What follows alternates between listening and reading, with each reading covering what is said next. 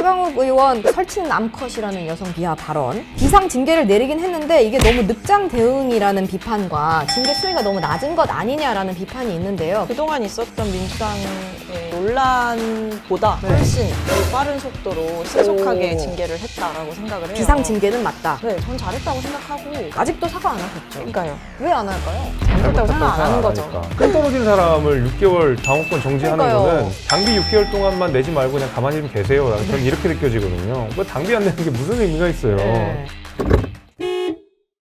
민주당 이야기 좀 해보겠습니다. 최강욱 의원 당원 6개월 정지됐는데 사실 그 설치는 암컷이라는 여성 비하 발언, 이 비상 징계를 내리긴 했는데 이게 너무 늑장 대응이라는 비판과 징계 수위가 너무 낮은 것 아니냐라는 비판이 있는데요. 그거에 대해서는 좀 어떻게 보시나요?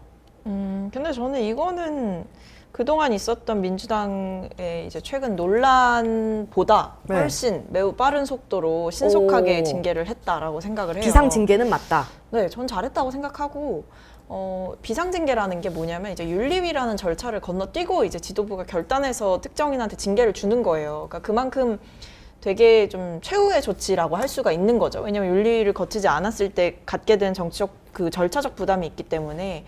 근데 그런 면에서 지도부가 그래도 빠르게 결단했다라는 거고, 이 논란이 좀 계속해서 이어졌던 이유는 제가 네, 봤을 때 뭐 사과를 안 지도부의 대응보다는 이제 본인의 태도 문제예요. 네. 그러니까 아직도 사과 안 하셨죠? 그러니까요. 왜 안 할까요? 잘못했다고 생각 안 하는 거죠. 하니까. 근데 근데 예를 들면 최강욱 의원 끈 떨어진 사람을 6개월 당원권 정지하는 그러니까요. 거는 의미가 제가 있나요? 봤을 때는 그 당비 6개월 동안만 내지 말고 그냥 가만히 좀 계세요라고 저는 이렇게 느껴지거든요. 그 당비 안 내는 게 무슨 의미가 있어요. 네. 그러니까 결국엔 그 옆에서 희희낙낙했던 김용민, 민영배에 대해서 그쵸. 어떤 징계를 하느냐 이게 훨씬 중요한 문제인데. 그런 거 아니, 없죠? 예, 그냥 끈 떨어진 아저씨인데, 당원 아저씨인데, 그분 6개월, 이거는 저는 큰 의미는 없다고 보고, 정말 민주당이 여기에 대해서 진정으로 사과하는 마음을 갖고 있다. 네. 진짜로 뭐, 그런다 그러면, 당장 김용민, 민영배 의원을 대상으로 하다못해 경고라도 했어야죠. 근데 그런 거 안 했잖아요.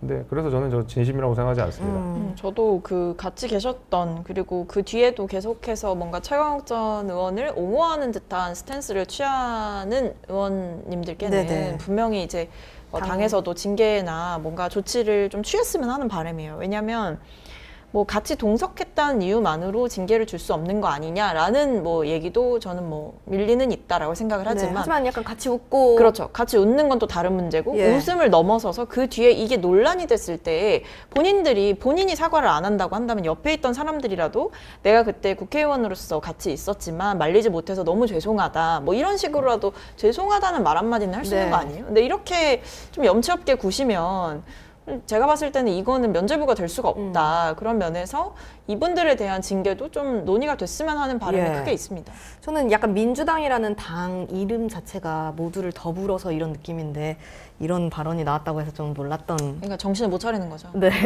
그래서 민주당이 이제 공천 과정에서 막말도 심사하겠다라고 얘기를 했어요. 강경책을 꺼내 든 건데요. 아, 효과가 있을까요? 뭐 있게 해야죠. 왜냐면 이거는 이제 말로 끝나는 건 별로 의미가 없고 네. 실제로 이제 공천하는 과정에서 막말 파문이 일었던 사람들을 뭐 날린다거나 이렇게 하면 이제 효과가 또 가시화가 될 텐데 네. 과연 그렇게 할까요? 저는 뭐 이 정도 얘기했으면 그렇게 할 거라고 봐요. 왜냐면 이거는 국민들 앞에서 브리핑을 한 내용이에요. 그래서 심지어 그거를 당의 전략기획위원장께서 하셨기 때문에 그 정도의 직책을 가진 인사가 이제 네. 말씀을 하셨다는 거는 진짜 하겠다라는 거라고 봅니다. 네. 굳이 뭐, 이거를. 저는 뭐 크게 믿진 않는데. 네. 일단은 그 막말 관련돼서는 민주당이 조금 할 말이 별로 없을 것 같아가지고 네. 당대표 스스로도 여기에 대해서 조금 민망하실 것 같아가지고 네. 뭐 더 구체적으로 말씀은 안 드리겠습니다만은 이제 막말이라는 게 기준이 네. 뭐 이 정도로 최강욱 의원 뭐 명백한 막말이지만은 네. 애매한 것들이. 애매한 것들이 좀 있어서 그게 정적 제거의 수단으로 쓰일 가능성이 저는 좀 조금 있다고 봐요. 왜냐하면 하다못해 그 이제 비명계 의원들 뭐 지금 원칙과 상식이라고 불리는 그분들 가운데서도 이재명 대표 세게 비판하신 분들 많은데 이거 네. 막말이라고 이재명 대표가 판단하면 그분들 제거할 수 있는 명단 그렇죠. 명분 되는 거죠. 예. 그러니까 이준석 대표가 그 징계를 받고 당 대표에서 밀려나가는 과정에서 보면 그게 딱 막말 이런 거거든요. 근데 막말이라는 게 누가 보면 막말이고 누가 보면 만말인데 그거를 공천 기준으로 삼는다는 거는 뭐 일시적으로 최강욱 의원 논란을 잠식시키는 효과는 있을지 모르겠지만 네, 실질적으로 이게 어떻게 관철될지는 두고 봐야 되는 일인 거죠. 네, 저 이 얘기하다 보니까 좀 궁금한 게 생겼는데 사실 언론사에 입사해도 비즈니스 매너라던가 이제 상대방한테 어떻게 공손하게 대화하는지 이런 걸 배우잖아요. 네. 정치권에 발을 들이면 그런 거 가르쳐 주시지는 않나 봐요. 그냥 알아서 맞으면서 알아서 배우는 거죠. 법조인들도 이제 그 레슨 같은 게 다 있다고 하는데 연수원에서 하는. 저희는 없는 것 다 같아요. 그냥 맞으면서 배우는 거죠. 예, 알겠습니다. 저희는 이제 자기가 잘못하면 알아서 책임지고 아. 알아서 나가면 되는. 자기 네. 책임. 네, 네. 그런 알아서 이제 시스템. 짐 싸고 나가는 방식으로. 네. 네. 네. 알겠습니다. 욕 먹고 짐 싸고 네. 나가는 거죠. 네. 알겠습니다. 자, 그러면 이제 민주당 얘기를 조금 더 해보자면요. 민주당이 이제 전당대회에서 권리당원 표의 비중을 확대하겠다라고 밝혔습니다. 자, 몇 점 주실 수 있으실 것 같으세요? 점? 그러니까 합격점? 합격. 저는 불합격. 저는 불합격점. 그러니까 꽈락 60점 이하. 왜요? 왜 그러냐면 네. 뜻은 좋은데 이게 너무 약간 눈에 보이잖아요. 그러니까 의도가요? 예, 이게 DJ 노무현 때의 그 민주당에서 지금의 이제 민주당까지 가는데 결정적인 계기라고 하면 결국 호남으로 위축돼 있던 정당이 전국 정당으로 확대됐다는 거고, 그 전국 정당으로 확대됐다는 데는 여러 가지 요인이 있겠지만은 그 권리당원이 그 표의 등가성을 초월하고도 많은 어떤 표를 행사함으로써 예를 들면 표심이 약한 TK나 PK의 중심을 잡아줄 수 있다는 게 컸거든요. 권리당원이 뭐 전국적으로 다 동일하게 분포가 되어 있으니까. 저는 그런 의미에서 이게 민주당에서 건전한 역할을 해왔다고 생각하고, 그런 의미에서 새삼스럽게 권리당원 표를 더 늘린다는 거는 이재명 대표의 팬덤을 강화하겠다는 얘기처럼 들리고, 예를 들면 이제 이런 얘기들 많이 해요. 표가 왜곡될 수 있다. 네. 뭐 권리당원 표가 60표인 게 말이 되느냐 이런 얘기 했지만은 플러스 거기다 하는 이야기가 우리가 지금 당원이 몇백만이다. 뭐 이분들을 다 무시할 수 있느냐라고 얘기했지만 실제로 지금 권리당원, 그러니까 대의원 때문에 권리당원의 표심이 왜곡되진 않아요. 오히려 수가 너무 많기 때문에. 네. 권리당원 수가 너무 많기 때문에 그 대의원들은 오히려 권리당원의 투표를 왜곡시키는 방식이 아니라 나름의 제동을 거는 방식으로 지금 순기능으로 좀 바뀌었거든요. 근데 이것마저 제거한다 그러면 그냥 말하자면 그 민주당을 개딸 정당으로 만드는 초석이 전 놓일 거라고 보고, 이게 지금 전당대회 룰인데 앞으로 어떻게 분명히 이렇게 될 거예요. 저희도 마찬가지지만 전당대회 룰은 공천 기준이랑 비슷하게 따라가요. 그러면 지금 권리당원의 비중이 훨씬 더 높은 방식으로 이 전당대회 룰이 짜여진다 그러면 가깝게는 차기 총선, 다음에는 뭐 대통령 선거라든지 네. 지방선거에서 권리당원 투표 비율이 강화되는 방식으로 총선 기준, 그러니까 공천 기준이 바뀌거든요. 예, 예. 이건 진짜 사당화가 되는 거죠.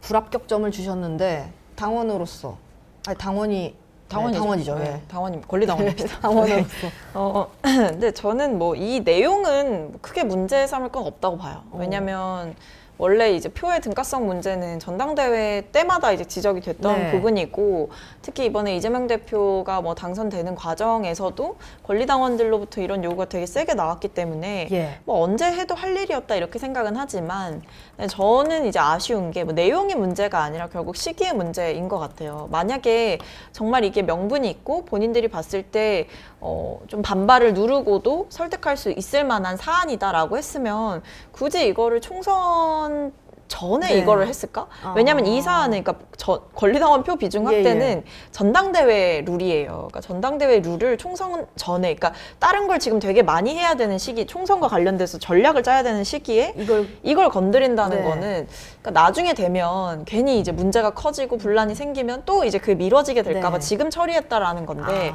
그런 면에서 아니 자신 있으면 그냥 네. 전당대회 전에, 보통 룰은 그때 이제 좀 처리를 하니까 그때 해도 될 일을 네. 왜 벌써 땡겨서 하지? 저는 이런 의문은 좀 있습니다.